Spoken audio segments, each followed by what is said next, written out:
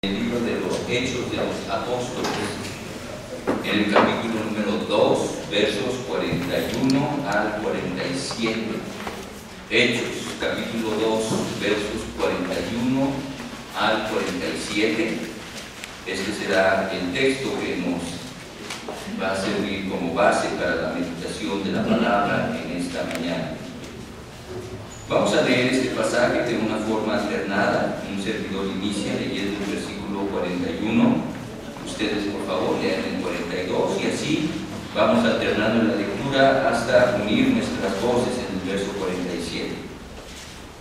Hechos capítulo 2, 41 al 47 dice la palabra: así que los que recibieron su palabra fueron bautizados y se añadieron aquel día como 3,000 personas.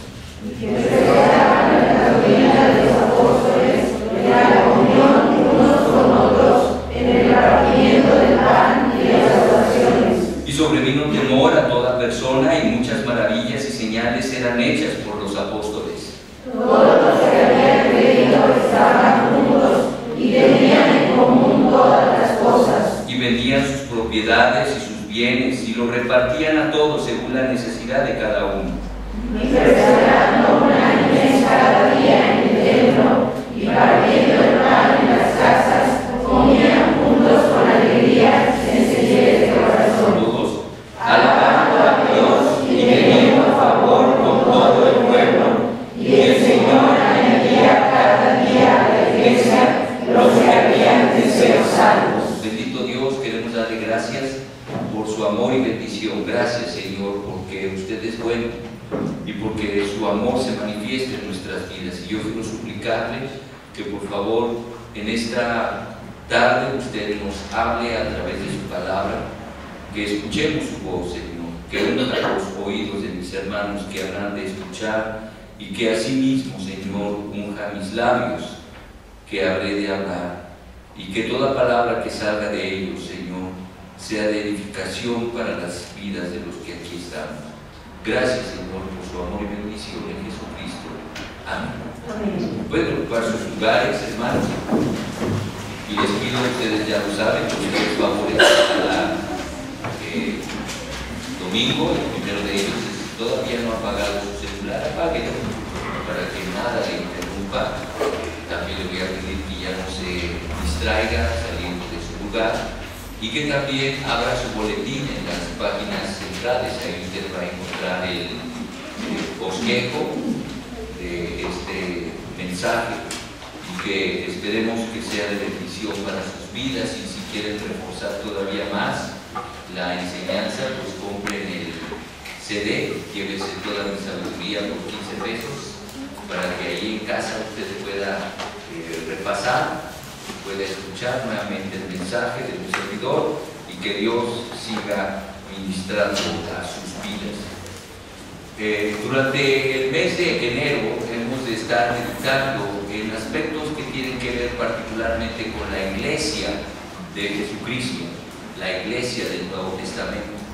Recuerdan ustedes, la semana pasada estuvimos considerando el ministerio de la iglesia, y decíamos que como iglesia tenemos un doble ministerio: el ministerio de presentar la persona de Jesucristo al mundo, que nosotros como iglesia somos la representación de Jesucristo en el mundo, pero también como iglesia tenemos el ministerio de proseguir la obra de Jesucristo en el mundo.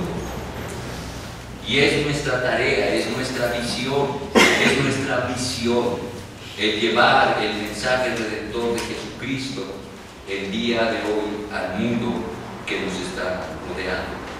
Y lo que vemos en el libro de los Hechos es que en el capítulo 2, ustedes lo saben, los primeros 13 versículos nos hablan precisamente de cómo el Espíritu Santo vino sobre la comunidad de la iglesia allá en Jerusalén, y cómo fueron investidos con la presencia del Espíritu Santo. Y algo que enfatizamos y decíamos de esto la semana pasada tiene que ver precisamente con eso, que la obra de la iglesia se desarrolla por la unción del Espíritu Santo. y que cualquier esfuerzo que hagamos nosotros por nuestros propios recursos, pues no será más que eso, un intento. Pero cuando nosotros somos investidos del poder del Espíritu Santo, en ese momento el Señor nos toma y utiliza a su iglesia para realizar precisamente la obra que Él le ha encomendado. Y esto fue lo que ocurrió en la naciente iglesia. Dice que 120 fueron investidos por el Espíritu Santo y empezaron a hablar diferentes idiomas y lenguas en aquel mundo conocido. Y viene una tremenda predicación del apóstol Pedro. Y tan solo aquel día se añadieron 3,000 personas a la iglesia de Jesús. Y esta comunidad va a empezar a vivir de una manera peculiar. Va a empezar a desarrollar su propia personalidad. Una peculiaridad y una personalidad que el Señor le da a su iglesia. Y en estos pasajes que hemos leído del 41 al 47, viene una especie de resumen en donde yo quisiera destacar 8 características que van a aparecer de la iglesia de Jesucristo. 4 hablan de su peculiaridad y 4 hablan de su personalidad. Y que podamos, al estudiarlas, al reconocerlas, poder evaluar nuestra participación en nuestra iglesia y poder ver dónde hay una carencia y dónde podemos nosotros manifestar mucho más esta naturaleza que nos ha sido dada por el Señor, la peculiaridad y la personalidad de la iglesia. Y me gusta lo que alguna vez Juan Pablo II, el anterior Papa, dijo respecto de la iglesia. Y me gusta mucho esta definición. Él dijo: la iglesia es la caricia del amor de Dios al mundo. La iglesia es la caricia del amor de Dios al mundo. Y nosotros como iglesia debemos de vivir esta realidad. Debemos de ser esta realidad. ¿De qué manera va a conocer la sociedad y el entorno que nos rodea? ¿De qué manera va a conocer a Dios?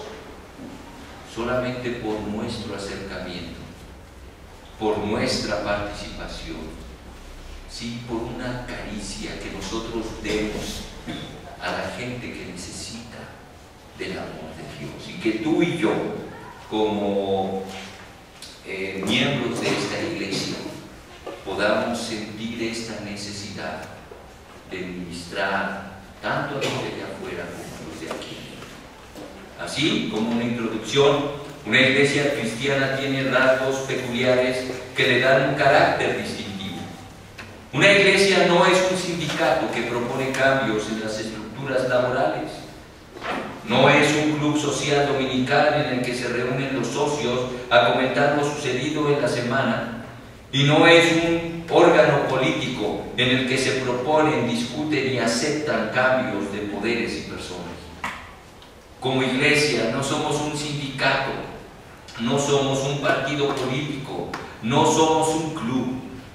La iglesia de Jesucristo es el cuerpo de Cristo, la comunidad de creyentes bautizados en Cristo, unidos por el Espíritu Santo para continuar la misión redentora del Padre en Cristo. Tal vez esta es una definición un poco larga, pero creo que abarca mucho de lo que una iglesia cristiana es. Dice ahí que es el cuerpo de Cristo, la comunidad de creyentes bautizados en Cristo, unidos por el Espíritu Santo para continuar la misión redentora del Padre en Cristo. Así, la iglesia es el pueblo de Dios que tiene 3 deberes. Nosotros nos debemos, en primer lugar, a nuestro Señor, en obediencia, en temor, alabanza y adoración. Nos debemos a Dios, pero también nos debemos a los miembros. En amor